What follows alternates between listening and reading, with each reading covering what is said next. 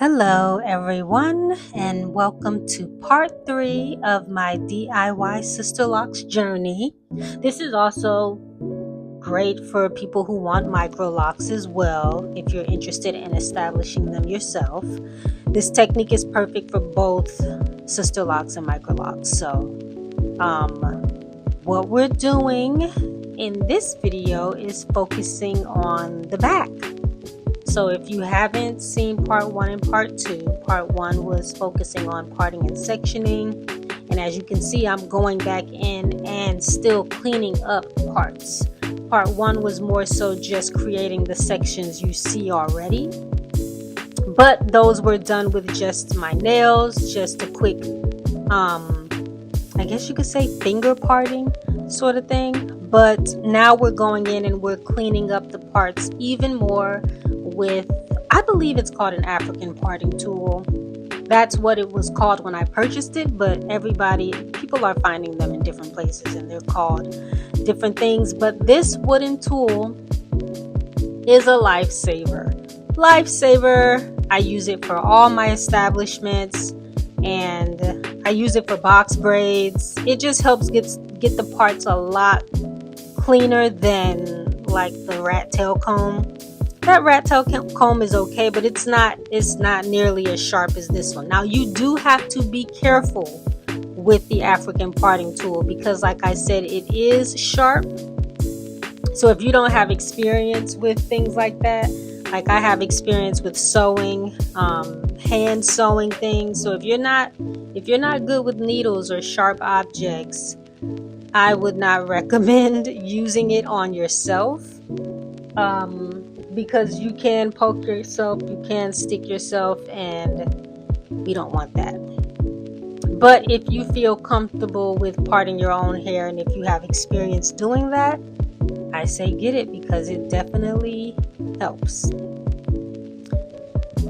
One of the things I wanted to address in this video in particular is I wanted to add a disclaimer because I am a certified Sisterlocks consultant. I've been certified since 2019. I'm in cosmetology school, so I'm learning a lot about hair care. I graduated in the summer 2026, so woohoo for me. And I've been doing locks since 2009. I've been doing braids since I was 12, and I've been doing my own braids probably since I was 9. So I have a lot of experience and patience when it comes to doing hair, parting, sectioning, and doing my own hair. I know my hair, I know my hair density, I know how my hair operates. And if you are planning to do a DIY Sisterlocks or Microlocs process for yourself, I am not here to discourage anyone. I am pro DIY till the day I die. But I say all that to say, make sure you do your research. Make sure you have a personal relationship and understanding of your hair density, your hair type. Like for instance, I know that the front, my hair is lower density. In the middle, my hair is medium density. Towards the back, my hair is high density, but the curl pattern is more of a 3B instead of a 3C, and in the middle is a 4B, and then the front is a 4A. Like I know my hair to the T. Some of that is also because I had Sisterlocks before. So I saw where my hair thinned out. I saw where the locks were too tiny. I saw where some of the locks were too big. So I am literally doing a tailored approach to my specific hair and the way it grows out of my scalp. I'm also learning that, I'm a mother. I just had a baby 19 months ago. I'm still nursing. I'm still technically in postpartum, and I'm even realizing that there are certain areas of my hair that are a lot thinner than they used to be.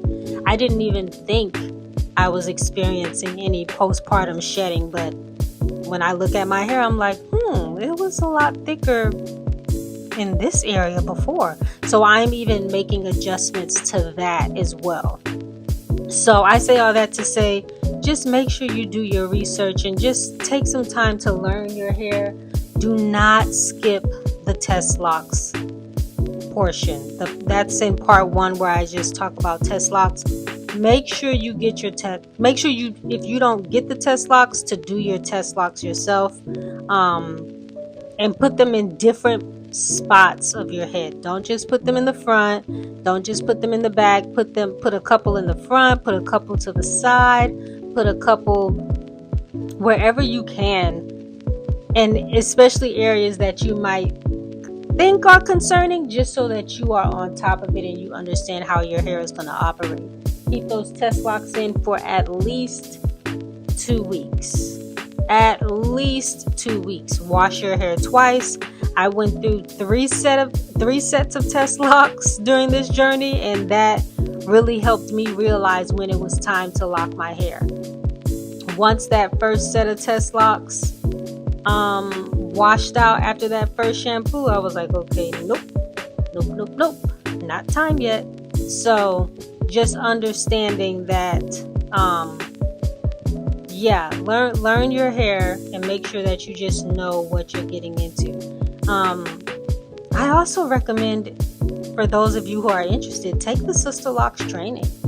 It's not the cheapest class, but I feel like if you take that course before establishing your locks, you'll just feel so much more confident than just watching a YouTube video and kind of seeing and guessing what I'm doing, or not really understanding what rotation I'm doing and why I'm doing it. But yeah, I'd say if you're up for it, take the course. I think you'll learn a lot about hair in general, about your hair, and just about the process from start to finish, even in the retightening phase and in the ongoing maintenance phase.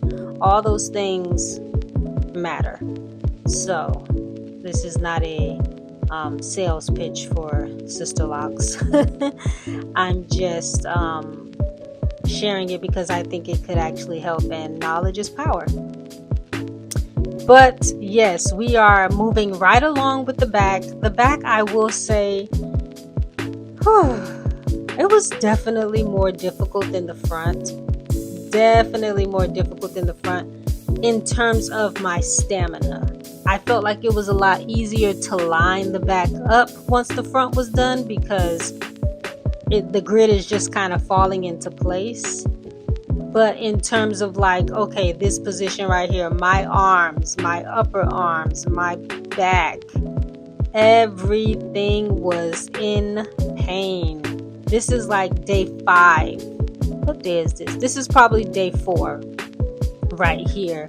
I'm recording this voice recording in hindsight, and I feel like, yeah, because day 5 I had like 1 section left, and I did that early in the morning. So this is definitely day 4, and I will say that it's a mental game as well. And it's like that when you're doing them for other people. When you have been working for 5 hours and you're like, wow, I only got 1 section done. It can be very, very, very discouraging. That's why I recommend breaking it up, not trying to do it all in 1 day or 2 days or even 3 days. Be okay with the idea that it might take a week. And this is me as someone who's certified. I have other responsibilities. Like I said, I'm in cosmetology school, so I can't just dedicate all day to this. Like, I'm wearing wigs to class with half my head done. I've still got clips in certain places because I don't want to repart certain things. So I'm dealing with that. So I'm probably doing about 4 to 5 hours a day at night after I put the baby to sleep, and then like waking up with only 2 hours of sleep and going to class. But if you have the free time, even if you have the free time, I suggest just breaking it up and taking breaks, because if you have energy, you have the opportunity to just make your hair a lot neater. And when you're tired, you make mistakes. And I definitely made mistakes. This is not a perfect set. I have since gone back and redid certain sections, reparted certain sections. I wish I would have recorded it, but I literally took out 15 locks in the front and reparted and resectioned to just kind of fix it. Luckily, when your hair is 3 inches, it's very easy to do that. And that's why I recommend women get locks when your hair is shorter. I know a lot of the girlies out there don't like the short look, and I'm struggling with that idea too, of just like, oh, I wish my hair was longer. But I love how easy it is to correct slippage at this stage and to get my locks on the right track quicker, to the point where I know that in 6 months my hair is going to be settled, and then it's just going to grow settled, as opposed to having 14 inches of length that has to settle. And I'll have clients who literally got 14 inches locked, and like at month 3 they're like, why isn't my hair changing? I'm like, girl, a lot of hair gotta change. You got a lot of hair. So I love that. It's been a few weeks. I'm actually recording this a few weeks late because, y'all, I've been trying to get this video edited. I've been trying to get them out. But I have other things going on in my life right now. But I'm technically recording this. What I'm saying, while I'm saying this to you, I am at week 3.5, and the back literally is already starting to like bud. And I'm not tripping. I'm not kidding. I have a shampoo video I will show you. My first shampoo, braiding and banding, was hell because the hair is so short. But I did it. I committed. So braiding and banding, I will show you that. And then I'll do like a close-up of just my ends and how the hair is looking and holding up. But yeah, I really have no complaints about the journey and doing it on my own. But I just have to preface it and say that I do have a lot of experience establishing Sisterlocks. And it's not to say that anyone can't. It's just to say that you really should do research and training. And like I said, I'm down for YouTube University, but I feel like there is more that can be learned if you want to do a great job the first time. But like I said, I've seen tons of videos of women online who kill it in the first go around, and I don't know their backstory. I don't know if they used to be a hair braider or used to, do anything prior. But I think the physical stamina and the mental stamina is definitely something you're gonna need to get through this process. And hopefully, some of the tips that I've provided throughout this process can help you on your journey. I'm just excited that I'm able to document this process because it's something I've been wanting to do for a while, and now that I'm finally here, it feels like a relief. Life has been a lot easier. I tell a lot of my clients, like, it may feel sales pitchy when I talk about Sisterlocks to them because I do them, but I literally stand on business as far as like it being the best decision I've ever made for my hair. The next best decision was probably a big chop, but the big chop does not last. I bought clippers on Amazon so that I could cut my hair every 2 weeks before it got too long. So that was just an ongoing maintenance that I had to do for my hair. And it wasn't a lot, but just cutting it, cleaning the clippers, and cleaning up the hair. And it just became, I just wanted something else. And then when I had my son, my son, and my husband looked like triplets. And I was like, no, I need hair. And an afro, loose, natural is not what I have the patience for in my life right now. So we locking it up. So that's what we're doing now that my hair is 3.5 inches. But I am almost to the end, as you can see, and it's honestly a relief.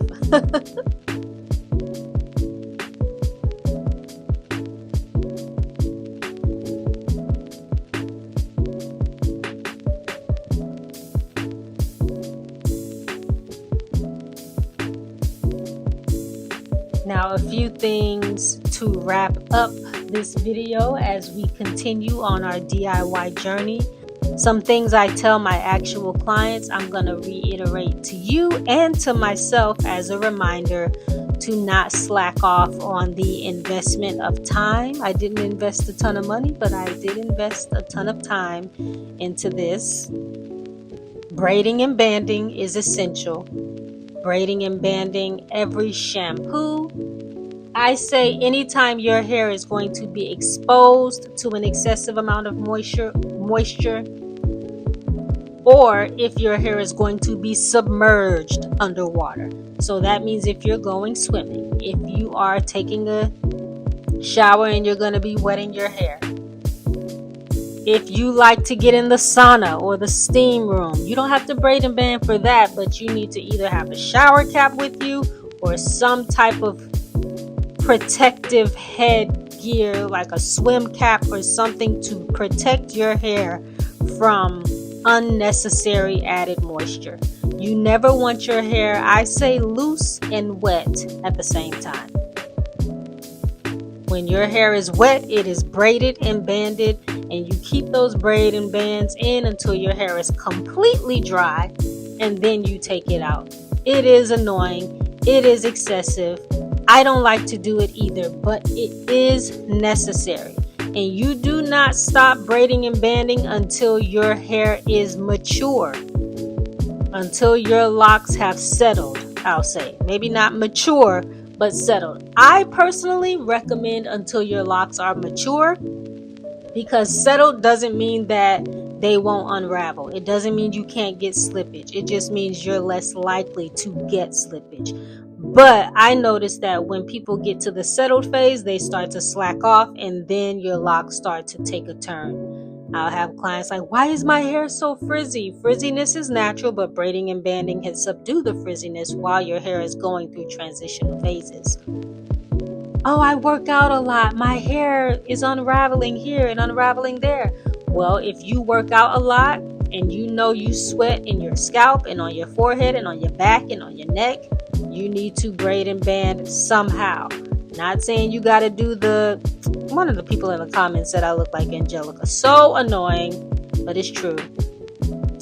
You don't have to braid and band or section it like that every single time, but when you're working out, you can do 2 braids, something that pulls at least the sections that are slipping. So if like that nape area, braid and band that and then tuck it under, put some little clips in to hold it down, but you need to keep those out the way. Wear a sweat band around your forehead to collect the sweat, to keep it from reaching your sideburns. Like my edges slip a lot because my hair is super fine, like no curl pattern whatsoever on the edges. So anytime I'm washing my face in the morning, my edges get wet and the locks start to slip. So even when I'm washing my face, I have to wash the middle, or I have to take a rag and wipe my face as opposed to like splashing water on my face like I might want to do. In the shower, I like to take hot showers. Being in a steamy, hot bathroom can create unnecessary moisture. So I wear a shower cap every single time, and not just over my hair. I put the shower cap over my ears. That's how deep the shower cap has to go. And then I'll towel clean my ears when I get out of the shower. No conditioner. The Sisterlocks shampoo only. I stand by the Sisterlocks starter shampoo. I used the Sisterlocks shampoo for the first 5 years with my first set, and I had no complaints. I had no dryness, no itchiness. I did not use conditioner. I did not use oils. I did not use gels. I did not use a single product. Maybe I was being cheap. Maybe I was being lazy, but that laziness helped me. I did not use anything. And then when my hair actually locked, I upgraded to the green tea shampoo, which I absolutely love. My husband loves the green tea shampoo. He had a lot. My husband has 4C hair, and he had a lot of dandruff and dryness before. And once he started using the green tea shampoo, his scalp cleared up.